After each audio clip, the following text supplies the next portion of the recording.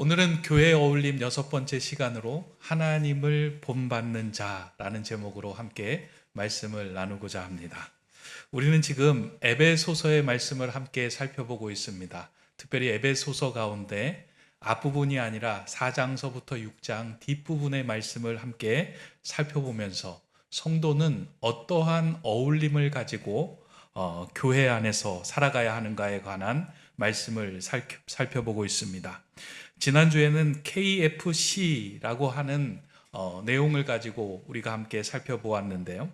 성도가 어울릴 때는 꼭 필요한 3가지의 자세가 있다라고 이야기하면서 KFC를 말씀을 드렸습니다. 혹시 여러분들 기억하고 계실지 모르겠어요. 켄터키 프라이드 치킨 이것만 생각나시는 분도 있을 터인데 다시 한번 좀 기억을 떠올려서 K는 뭐죠? kindness, 친절하라, 서로 친절하라. F는 뭘까요?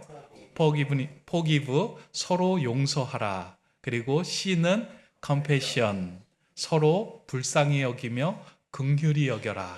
그래서 교회의 어울림, 성도의 어울림의 마음에는 항상 친절하게 하고 용서하며 불쌍히 여기는 마음이 있을 때 그 공동체는 하나님께 기쁨이 되는 공동체가 된다. 그리고 주변 사람들에게 평안을 전하는 성도의 삶이 된다라는 말씀을 드렸습니다. 지난주에 이 설교 말씀을 듣고 한 성도님이 찾아오셔서 저에게 이러한 간증을 좀 해주셨습니다. 지난주에 목사님의 말씀을 듣고 제 마음에 그 말씀이 저를 향한 말씀으로 들려서 그 말씀을 붙들고 또 한 주간 살았는데 이런 일이 있었습니다 라고 이야기를 저에게 전해준 것입니다.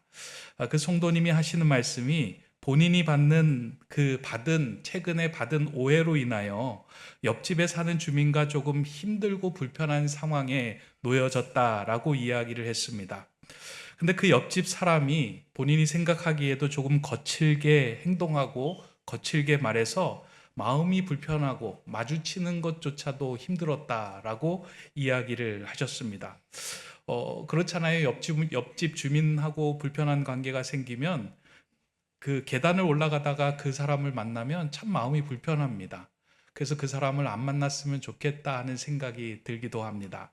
그럼에도 불구하고 나는 예수 믿는 사람이기 때문에 이 불편한 마음을 해소시켜야 되는데 어떠한 상황에서 해소시킬까라고 고민하고 있던 가운데 주일에 서로 용서하는 것이 성도의 삶이다라고 하는 그 말씀을 듣는 순간 본인을 향한 하나님께서 내게 주시는 말씀으로 들려왔다라고 하셨습니다. 그래서 그 말씀을 붙들고 용기 내서 옆집에 찾아가서 문을 두들기고 그분을 만나서 용납하고 서로 용서하는 일을 행하였더니만 마음에 불편함이 사라지고 평안을 느끼게 되었다라는 말씀을 이렇게 해주셨어요. 긴 말씀인데 짧게 요약하면 이런 말씀입니다. 저는 그 말씀을 들으면서 참 근사한 성도님이다라는 생각을 했습니다. 우리는 말씀을 듣고 그 말씀을 흘려버릴 때가 참 많이 있습니다. 그 말씀을 내 말씀으로 듣지 않고 그 말씀을 가지고 내 삶 속에서 적용하고 구체화시키는 것에는 별로 관심을 두지 않고 살아갑니다. 그러나 하나님의 말씀이 들려올 때 그 한 말씀이라도 붙들고 삶에서 그것을 옮겨낼 때 그 말씀은 살아있는 말씀이 되며 그 말씀 가운데 하나님의 은혜가 임하는 것들을 우리가 실제로 경험하게 됩니다. 그것을 살아내는 성도가 근사한 성도이며 그것을 살아내는 성도가 하나님을 따라 사는 삶입니다. 세상은 우리로 하여금 거칠게 대할 때가 있습니다. 어떠한 문제가 생기고 어떠한 상황들이 다가올 때 그 세상은 우리를 이렇게 따뜻하게 대하는 것이 아니고요, 거칠고 불편하게 대할 때가 참 많이 있습니다. 그때 우리의 마음에 어떤 생각이 드냐면 내가 저 사람보다 더 거칠게 대하고자 하는 마음이 생길 때가 있어요. 그래야지만 저 사람을 이긴다라는 생각에 마음이 거칠어지고 이렇게 흉폭해질 때가 참 많이 있습니다. 그런데 세상의 방식을 따르지 않고 하나님의 방식을 택하며 하나님의 말씀을 따르며 살아갈 때 그 삶은 하나님의 사람, 하나님의 형상을 품은 사람의 삶이 되는 것입니다. 성경은 우리로 하여금 그러한 삶을 살아가라고 계속해서 권면합니다. 오늘 우리가 읽은 본문 에베소서 5장의 말씀을 보면 사도 바울이 우리가 이 땅을 살아갈 때 어떠한 마음을 살아가야 하는지에 대해서 한 문장으로 요약해서 이렇게 이야기합니다. 너희는 하나님을 본받는 자가 되라. 세상을 본받는 자가 아니라 너희는 하나님을 본받는 자로 살아가라 라고 말씀합니다. 그런데 사실 이 바울의 이 표현을 보면 좀 의문이 들기도 합니다. 이 땅에 발을 딛고 살아가는 우리가 어떻게 하늘에 계시는 전지전능하신 하나님을 닮고 본받을 수 있을까? 우리가 어떻게 감히 하나님을 닮아가고 하나님을 이렇게 본받으며 하나님처럼 살아갈 수 있을까 하는 생각이 듭니다. 그런데 그것이 가능할 수 있는 이유를 오늘 그 본문의 5장 1절의 앞절에서 설명해 주고 있는데, 하나님께서 우리를 사랑해 주셔서 우리를 자녀 삼아 주셨기에 우리가 하나님을 본받는 삶이 가능하게 되었다라고 말합니다. 이 말씀을 좀 여러분 잘 기억해 두시기 바랍니다. 우리는 세상의 자녀로 살아갔는데요, 하나님께서 우리를 전적으로 사랑해 주셔서 하나님의 자녀가 되는 권세를 우리에게 주신 거예요. 근데 하나님의 자녀가 되는 권세를 받는 그 순간에 우리가 뭐가 회복이 되었냐면 하나님의 깨어졌던 형상이 우리 안에 회복이 된 거예요. 세상의 자녀로 살아갈 때는 우리는 하나님의 형상을 갖지 못하고 살아갑니다. 그러나 하나님의 은혜로 하나님의 사랑을 받고 하나님의 자녀가 되었을 때는 하나님을 본받을 수 있는 하나님의 형상, 그 그릇이 우리 안에 만들어지는 거예요. 그렇기 때문에 그 하나님의 형상을 회복한 자는 하나님을 본받는 자가 될 수 있게 됩니다. 물론 하나님을 본받는다라고 할 때 우리가 실제적으로 본받을 수 없는, 절대 따라할 수 없는 하나님의 그 속성이 있습니다.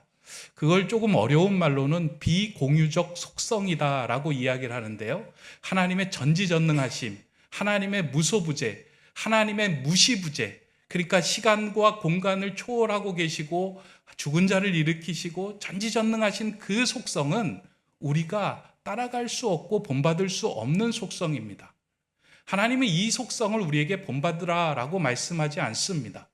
근데 간혹 이거를 흉내내고 따라하려고 하는 사람들이, 특별히 목회자들이 있어요.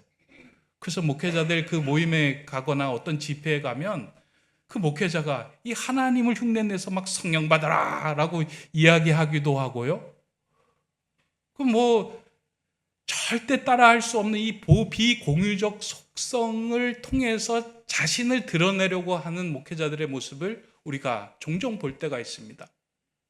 그것은요, 하나님을 본받는 것이 아니라 자신을 드러내는 삶의 모습입니다.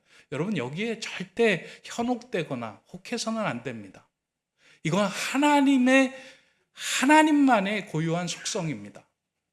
그러나 이와는 달리 우리가 닮아가야 하는, 우리가 담아내야 하는 하나님의 속성이 있습니다. 그걸 공유적 속성이라고 이야기를 하는데요, 우리가 에베소서 4장부터 살펴본 거예요. 하나님의 자비하심, 하나님의 거룩하심, 하나님의 긍휼하심, 하나님의 오래 참으심, 하나님의 그 온유하심, 이것은 하나님의 사랑을 받는 자녀들이 담아낼 수 있는 하나님의 성품들입니다. 그러니까 하나님을 본받는다라고 할 때는 이 공유적인 속성을 우리 안에 담아낸다라고 하는 의미로 이해하고 받아들여야 합니다. 오늘 우리가 읽은 본문을 보면 하나님을 본받는 가장 대표적인, 그리고 하나님을 본받는 자에게서 나타나는 가장 특징적인 모습을 사랑이다라고 이야기하면서 이 사랑에 대한 두 가지의 모습을 우리에게 오늘 제시하고 보여주고 있습니다. 오늘 본문을 통하여 저는 이것을 좀 살펴보면서 하나님을 본받는 자의 모습이 어떠한 모습인지 우리 마음에 새기고 또 그것을 구체화시키는 일들이 우리에게 일어나기를 소망합니다. 첫 번째, 먼저는 하나님을 본받는 자는 사랑을 받는 자녀같이 살아가는 자다라고 말합니다. 그러니까 하나님을 본받는 자는 사랑을 받는 자녀같이 살아가는 자입니다. 본문 1절의 말씀입니다. 함께 읽습니다. 그러므로 사랑을 받는 자녀같이 너희는 하나님을 본받는 자가 되고. 그러니까 바울은 사랑을 받는 자녀같이 하나님을 본받는 자가 되라고 하신 이 말씀을 통하여 사랑을 받는 자녀로 살아가는 것이 하나님을 본받는 자의 모습이다라고 말씀해 주고 있습니다. 아주 중요한 말씀입니다. 그러니까 하나님을 본받는 것은 다른 것이 아니고요, 우리가 하나님의 사랑을 받는 자녀로, 하나님의 사랑을 받는 자녀같이 살아가면 됩니다. 그러면 대단한 것들 하는 것이 아니고요, 내가 하나님의 사랑을 받는 자녀구나 라고 인식하고 그 자녀로 살아가는 것이 하나님을 본받는 자의 첫 번째 모습이다라는 것입니다. 하나님을 본받는 자, 하나님의 사랑을 받는 자녀로 살아가는 것, 그것은 사랑이신 하나님을 통하여 우리가 그 사랑을 충분히 받을 때 그 사랑을 통하여 하나님의 본성을 다 나타낼 수 있기 때문입니다. 그러니까 그런 거잖아요. 사랑을 많이 받은 자들은 그 삶에서 사랑이 흘러나오잖아요.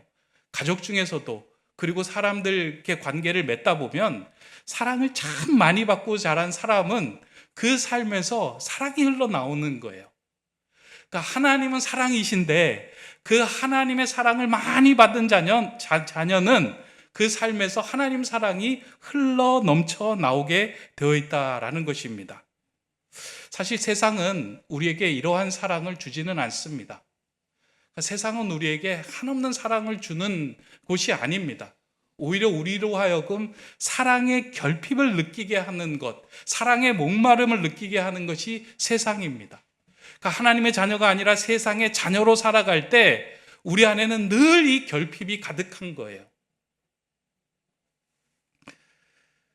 세상에서 성공하는 자녀로 키울 때 부모들은 그 자녀를 보면서 그 존재만으로 그 자녀를 사랑하고 인정해 주는 것이 아니라 자녀가 가지고 있는 능력, 자녀가 행한 일, 자녀가 가지고 있는 어떠한 자세를 보고 내가 너를 마음에 든다, 너를 평가한다, 너를 사랑한다 라고 이야기를 합니다.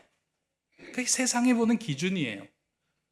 그리고 사람들과 사람 사이의 관계 속에서 그 관계가 깨질 때에, 깨지고 나서 우리 자신을 보면 항상 우리의 마음속에 어떠한 마음이 드냐면 나는 사랑받을 자격이 없구나 하는 생각을 우리가 늘 하게 됩니다. 그러니까 세상이 주는 그런 마음들이라는 거예요.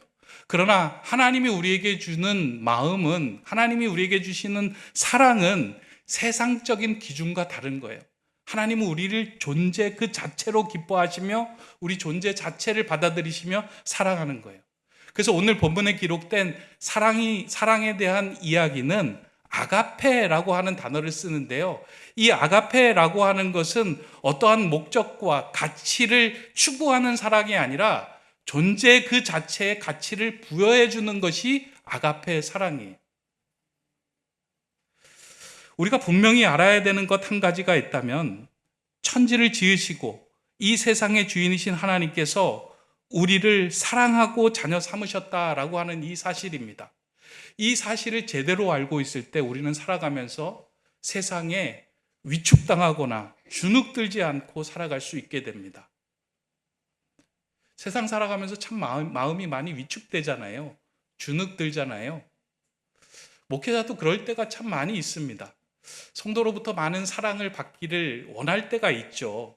그러나 그 사랑만 쳐다보고 있다 보면 마음이 가라앉을 때가 있습니다. 성도들 가운데 제가 이게 설교를 전하고 성도들이 막 사랑을 부어주어서 목사님 오늘 설교도 좋고요, 참 표정도 좋고요, 모든 게 다 좋았어요 라고 사랑을 표현하면 제가 마음이 기쁜데요, 근데 그 다음 주에 갔더니만 그분이 아무 말씀 안 하고 가만히 있는 거예요. 그럼 제 마음이 어떨까요? 나는 역시 사랑받을 자격이 없구나 라고 하면 마음이 위축되고 주눅드는 거예요. 그런데 거기에 목말라 하는 것이 아니라 하나님께서 우리에게 부여해 주신 그 사랑에 우리가 푹 잠길 때는 우리 마음속에 세상이 우리를 뭐라고 하든지 거기에 주눅들지 않고 당당한 자녀로 살아갈 수 있는 힘이 생기고 능력이 생긴다는 겁니다. 하나님을 본받는 자는 누구예요? 하나님의 사랑을 받는 자녀로 살아가는 자입니다. 오늘 여기에 예배하는 모든 성도님들은 하나님의 크신 사랑을 받은 자예요. 부족한 것도 있고 아직까지 하나님과의 관계 속에서 제 문제가 해결되지 못한 부분도 있고 하나님의 얼굴을 감히 그렇게 올려다볼 수 없는 존재이기는 하지만 그 모든 것을 내려놓고 하나님은 여러분들을 사랑하시고 그 존재 자체로 한없는 가치를 여러분들에게 부여해 주십니다. 이런 마음을 가지고 있을 때 세상에 주눅들지 않고 당당한 사람으로 살아갈 수 있게 됩니다. 제가 얼마 전 그 방송에서 김창옥 교수가 강연하는 그 영상을 봤습니다. 마음이 울적할 때 이분 영상을 보면 이렇게 마음이 좀 이렇게 힘이 나고 너무 웃겨가지고 한참 동안 웃다 보면 이게 회복이 될 때가 있습니다. 근데 그런 이제 영상을 보다가 잔잔한 감동을 받았던 그런 부분이 있었는데요. 이분이 이제 그 모녀 관계로 어려운 일이 생겼던 그 이제 모녀를 향하여 그 이제 위로를 주는 이야기를 하는데 이런 이야기를 합니다. 이전에 중국에서 온 판다 푸바오가 한동안 많은 사람들에게 관심과 사랑을 받은 적이 있었잖아요. 이제 그것을 이제 이야기를 하면서 사람들이 이 판다를 보러 와서는 그 판다를 보는 것 자체만으로도 행복해하며 즐거워한다는 것입니다. 그리고 나중에 이 판다가 중국으로 떠날 때 많은 사람들이 눈물을 흘리며 중국에 가서도 잘 살라고 인사까지 이제 하는 사람들이 많았다는 거예요. 근데 이 교수가 자세히 들여다보니까 판다가 뭐 그 사람들에게 특별하게 해준 것이 없고요. 판다가 하는 일이라고 하는 것은 무엇이냐면 대나무 먹고 똥 싸고 그 다음에 뒹굴뒹굴 굴다가 졸리면 잠 자고 나무에 잠깐 올라갔다가 내려왔다가 이거 한 것뿐인데 사람들은 그 푸바오를 보고 그냥 좋아한다는 거예요. 그냥 그 존재 자체만으로도 좋아하고 행복해하며 기뻐한다는 거예요. 사람 관계의 핵심이다라고 하는 것은 무엇이냐면 그 사람 존재 자체를 인정하며 그 사람 존재 자체를 사랑해 줄 때 그 사람이 회복되고 온전하게 된다라는 거예요. 제가 이 얘기를 듣는데 하나님의 사랑이 이와 같은 사랑이구나. 하나님이 나를 그렇게 사랑해 주셨구나. 내가 이 땅을 살아가면서 하나님 보시기에 합한 삶을 그렇게 살지 못했는데 나를 자녀 삼아주시고 나를 하나님께 예배하는 자로 삼아주시고 나를 하나님의 길을 가는 사람으로 만들어주신 건 이거는 정말 하나님의 크신 은혜구나. 그냥 그 존재로 내가 사랑받고 있다라고 하는 마음을 가지니까요. 마음에 여유가 생기고 또 마음에 힘이 생기고 당당해지는 거예요. 그래서 여러분들이 예배 끝나고 저 찾아오셔서 뭐 이렇게 말씀에 은혜를 받았습니다 이런 얘기 안 해도 제가 당당하게 살아갈 수 있습니다. 여러분들도 저는 그렇게 사셨으면 좋겠어요. 세상이 여러분들을 위축시키고 주눅들게 하는 일들 참 많이 있잖아요. 나는 사랑받지 못한 존재와 같이 만들게 하는 여러 가지 일들이 있습니다. 그게 물질로 다가올 때도 있고 그게 관계로 다가올 때도 있고 그게 환경으로 다가올 때도 있습니다. 내가 왜 이런 대접을 받지? 근데 그것에 앞서서 우리가 마음 가져야 하는 것은 천지를 주관하시고 이 세상을 만드신 하나님이 나를 사랑하시어. 난 그 사랑이면 충분해. 이 마음을 가질 때, 그 사랑받는 자녀로 살아갈 때 우리는 세상에 굴하지 않고 당당한 인생을 살아갈 수 있게 됩니다.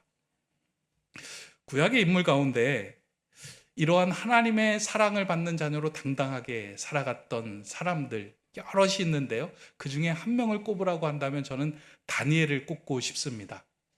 다니엘은 그 유다에서 태어났는데요. 그 유다에 태어났을 그 상황이 참 어려운 상황이었습니다. 그러니까 남유다가 전쟁으로 인해서 멸망하기 직전에 태어났고 그 직전에 태어난 것뿐만 아니라 전쟁이 일어나서 바벨론이라는 곳에 포로로 끌려가게 됩니다. 아마 그 시간, 1년의 시간을 보내면서 다니엘의 마음에는 왜 나는 이렇게 작은 나라에 태어나서 왜 이 어려운 일들을 경험해야 하는가 하는 마음도 있었을 것입니다.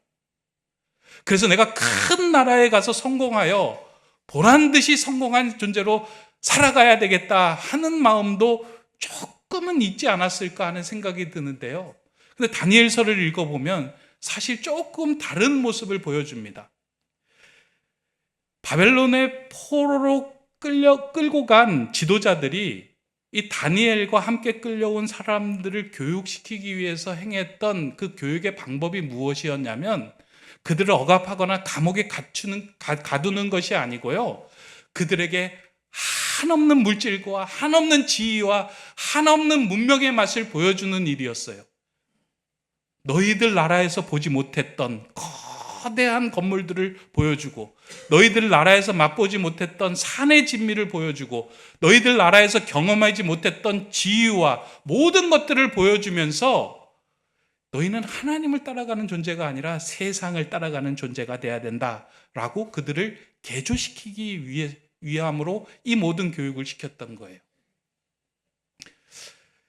그런 교육을 받으면 저는 홀딱 넘어갔을 거예요.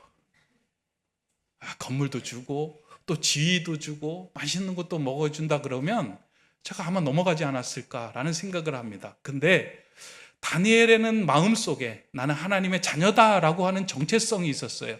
그러다 보니 이 상황 속에서 다니엘은 뜻을 정합니다. 뜻을 정하였다라고 하는 이 표현이 참 좋은데요.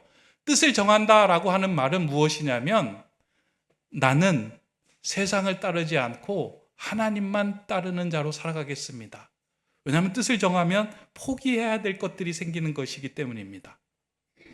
나는 오직 하나님께만 뜻을 정하였습니다 라고 하는 것은 나는 세상에서 주는 이것들에 목매어 살아가지 않겠습니다 라고 고백한 겁니다. 하나님은 이렇게 다니엘이 뜻을 정하였을 때 다니엘의 삶을 통하여 하나님이 살아계심을 계속해서 드러내고 증명하며 보여주는 인생으로 삼으셨습니다. 오늘 이 에베소서의 말씀은 세상의 재물과 명예와 지위라면 하나님까지도 가볍게 버리며 가볍게 여기는 이 세대를 향한 말씀입니다. 그리고 곧 우리들을 향한 말씀이기도 합니다. 하나님의 사랑을 받은 자녀는 그 마음 안에 세상을 담아내는 것이 아니라 하나님을 담아내고 있어야 합니다. 그 하나님은 세상을 따르는 삶이 아니라 하나님의 온전한 마음으로 속성으로 하나님을 사랑하는 삶을 살아가는 것입니다. 그럴 때 우리는 세상에 위축되지 않고 하나님의 사랑받는 자녀로 당당하게 살아갈 수 있습니다. 오늘 예배하는 여러분 다 하나님 본받는 자가 되시기 바랍니다. 그러기 위해서는 여러분들이 하나님의 사랑받는 자녀다라고 하는 이 정체성을 견고하게 붙들며 당당하게 서시기를 간절히 소망합니다. 두 번째, 오늘 본문에서 하나님을 본받는 자는 예수님의 사랑을 행하는 자다라고 말씀합니다. 본문 2절의 말씀인데요. 함께 읽겠습니다. 그리스도께서 너희를 사랑하신 것 같이 너희도 사랑 가운데서 행하라. 그는 우리를 위하여 자신을 버리사 향기로운 제물과 희생 제물로 하나님께 드리셨느니라. 바울이 여기서 말한 하나님을 본받는다라고 할 때 이 본받다라고 하는 표현은 헬라어로 미메타이라는 단어입니다. 이 미메타이는 모방하는 자, 재현하는 자라고 하는 뜻을 가지고 있습니다. 그러니까 하나님을 본받는 것은 하나님이 하신 일을 그대로 재현하는 자라고 하는 뜻을 가지고 있는 것입니다. 그럼 하나님이 하신 일이 무엇일까? 오늘 본문에서 바울이 그렇게 이야기를 해요. 무엇이냐면 예수 그리스도가 너희에게 행하신 그 사랑. 그러니까 예수님께서 우리에게 행하신 그 사랑이 하나님이 하신 일이다라고 이야기합니다. 그러니까 예수님이 이 땅에 오셔서 우리를 위하여 베푸신 그 사랑이 하나님이 하신 일이며 우리가 이 땅에서 본받아야 할 모습이다라는 말씀입니다. 근데 바울은 이 그 사랑의 모습을 구약의 제사로 좀 표현을 하려고 했던 것 같습니다. 오늘 본문에 보면 그는 자신을 버리사 향기로운 제물과 또 희생 제물이 되어 주셨느니라 사랑을 하는 모습을 이 제사에 담아내려고 했던 것 같습니다. 이게 바울은요 구약의 정통한 사람이었습니다. 그러니까 구약의 제사법도 명확하게 알았어요. 그가 예수님이 이 땅에 오셔서 행하신 모든 일들은 사실은 그 구약의 제사에 담겨진 모든 일들을 예수님께서 이 땅에 오셔서 행하신 거예요. 그래서 구약의 제사가 사라지고 예수 그리스도를 믿으면 되는 거예요. 그러니까 구약의 제사가 예수 안에 다 담겨져 있다는 거예요. 그렇다면 예수 안에 담겨져 있는 이 모습이 무엇인가 알기 위해서는 사실은 구약의 제사를 알아야 할 필요가 있어요. 그러니까 우리가 성경 공부할 때요, 예수님 이후 시대를 살아가고 있기 때문에 우리가 신약만 알면 되지라고 생각하면 안 됩니다. 예수님을 예표하고 예수님이 이 땅에서 행하신 모든 일에 대한 것들이 구약에서 이미 설명이 되고 있는 거예요. 그러니까 제사의 완성으로 오신 분이 예수님이기에 그 예수님의 오심을 통하여 제사가 사라졌어요. 레위기에 보면 구약의 제사가 5가지가 나오죠. 번제, 소제, 화목제, 속건제, 속죄제. 신앙생활 하면서 이 5가지는 기본적으로 여러분이 좀 아셨으면 좋겠습니다. 근데 이 5가지의 제사를 크게 2가지로 구분한다면 하나님과 우리와의 관계를 회복하는 제사가 있고 그러니까 성도와 성도 사이의 관계를 회복하는 제사가 있는 거예요. 그러니까 하나님과의 우리와의 관계를 회복하기 위하여 드리는 제사, 그 제사로 예수님이 오셨고 성도와 성도, 사람과 사람 사이에 깨어진 관계를 회복하기 위하여 예수님이 오셔서 친히 그 일을 행하신 거예요. 그러니까 예수님의 사랑 안에는 이 2가지가 들어가 있는 거예요. 하나님과 우리와의 관계를 회복하기 위하여 애쓰시는 사랑, 성도와 성도와의 관계를 회복하기 위하여 애쓰시는 사랑, 이 2가지의 사랑이 그 안에 담겨져 있는 거예요. 그러니까 제사를 통해서 이루어지는 모습이에요. 그렇다면 우리가 행해야 하는 2가지의 사랑의 모습은 무엇인가? 그러니까 이 2가지를 우리가 살아가면서 행해야 되는 거예요. 먼저 행해야 될 모습은 하나님과의 사람과의 깨어진 관계를 회복하기 위하여 애쓰는 삶이 하나님을 본받는 자의 삶이다라는 거예요. 참 중요한 말씀입니다. 교회에 가장 중요한 사명이 있다면 하나님과 우리와의 깨어진 관계를 회복시키며 아직 하나님을 알지 못하는 자에게 하나님을 알게 하는 그 역할을 감당하는 게 교회의 사명이잖아요. 그 사명을 잘 감당하는 것이 예수님의 사랑을 행하는 삶이에요. 오늘 우리의 삶 속에서 하나님을 본받는 자가 되라 라고 하는 이 말씀을 제대로 듣는다면 내 주변에서 하나님을 믿지 않고 하나님을 알지 못하는 자들이 있다면 그를 품고 기도하고 그가 하나님께로 나오는 것에 대해서 마음을 다 쏟아야 되는 겁니다. 여러분들 주변에 하나님을 아직 알지 못하고 영접하지 못한 사람들이 있다면요, 이 말씀을 붙들고 여러분들 하나님을 본받는 자가 되기를 소망합니다. 만약에 그 마음으로 기도하고 있다면 여러분들은 하나님을 본받는 자의 삶을 살아가고 있는 것입니다. 또 한 가지가 있다면 사람과 사람 사이의 관계를 회복시키기 위한 사랑의 모습입니다. 그러니까 예수님이 행하셨던 그 사랑의 모습은요, 하나님의 나라의 공동체를 이루어가는 것에 관심이 많았어요.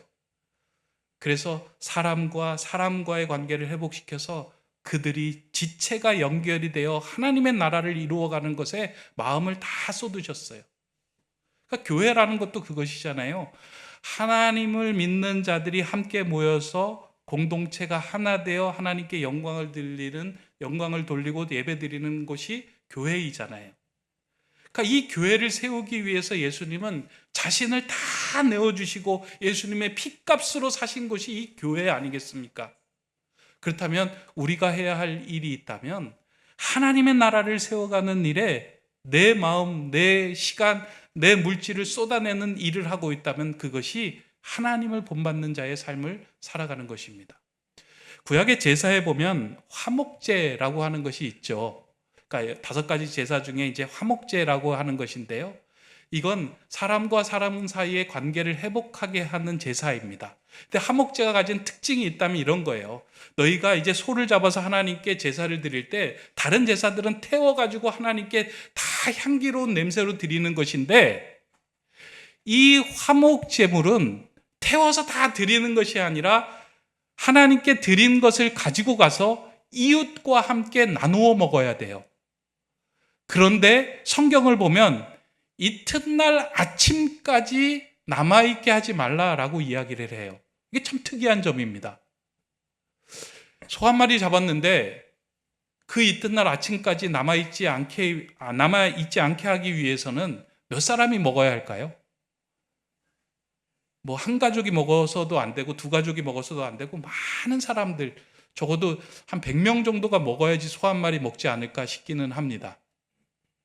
이 의미가 무엇이냐면, 내가 그 화목제물을 가지고 왔을 때, 하나님께 드렸을 때 그 화목제물을 들고 이웃에게 건네줘야 돼요. 마음이 좀 불편했던 사람에게도 건네주고, 또 오랫동안 관계가 없었던 사람에게도 건네주면서 하나님께 제사 드린 제물입니다, 함께 나누기를 원합니다 라고 하면서 자신의 것을 나누어 주면서 함께 그 공동체를 세워가는 일에 사용되는 것이 화목제물이에요.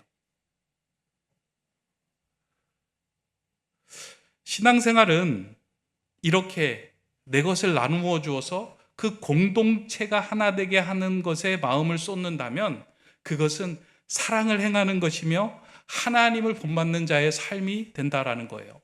그래서 제가 여러분들에게 몇 번 말씀드렸기도 하지만, 하나님과 1대1 관계에만 너무 이렇게 매달리지 말라는 거예요. 교회 와서 내가 예배 딱 드리고, 오늘도 정성스럽게 예배 드렸네, 아멘 하고 돌아가는 것이 아니고요. 여러분들이 주변을 돌아봐야 돼요. 물론 예배 드리는 사람도 돌아봐야 되지만 이곳에 함께 참여하지 못한 사람들도 돌아보면서 하나님께서 그 사람도 함께 예배하기를 원하신다 하는 마음을 품고 돌아가는 것, 그게 하나님을 본받는 자, 예수님의 사랑을 우리가 행하는 자의 삶이다라는 것입니다. 저는 오늘 예배하는 여러분들이 이러한 하나님의 마음, 하나님을 본받음을 통하여 주변에 있는 사람들에게도 눈길이 가는 우리 성도님들이 되시기를 간절히 바랍니다. 오늘 본문의 말씀을 묵상하면서 하나님을 본받는 자로 살아가기 위하여 아주 중요한 전제가 하나 있다라고 하는 것을 이제 발견했습니다. 그것은 자신을 버리사라고 하는 이 표현이었습니다. 예수님께서 이 땅에서 하나님을 본받는 자로 사랑을 행하려고 할 때 예수님은 자신을 버렸습니다.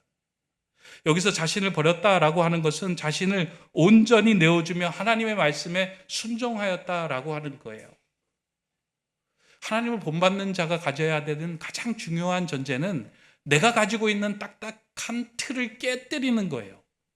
내가 가지고 있는 자아, 고집을 모두 죽여서 하나님께 태워서 향기로운 냄새와 희생 제물로 만들어 드려야 돼요. 그러지 않고는 하나님을 본받는 자의 삶이 우리 안에, 하나님 형상 안에 담겨지지가 않습니다. 그래서 예배를 드리면서요, 계속해서 예배 가운데 말씀으로 나를 찔러 쪼개는 그 말씀 가운데 내가 깨어지는 것, 그게 진정한 예배이며 하나님을 본받는 자의 삶의 모습이 되는 거예요. 간혹 우리는 예배 드리면서 그 말씀으로 내가 생각하고 있는 그 주장을 강화시키려고 사용할 때가 많이 있습니다. 그래, 하나님도 이렇게 얘기하셨지. 그래, 내가 맞는 거야. 그래, 이 틀이 맞는 거지. 이 기준이 맞는 거지. 라고 생각하면서 말씀을 가지고 내 것을 자꾸 강화시키는 삶을 살아가는데요, 그럴 때는 하나님을 본받는 것이 아니고요, 나를 본받는 것이며 사실 세상을 본받는 거예요. 하나님을 본받는다는 것은 말씀에 나를 깨뜨리고 그 하나님의 틀에 나를 맞추어가는 삶이에요. 이제 말씀을 정리하고자 합니다. 사람을 가리켜 모방하는 존재다라고 하는 말이 있습니다. 그래서 학명으로는 호모 미미쿠스라고 하는 말을 사용합니다.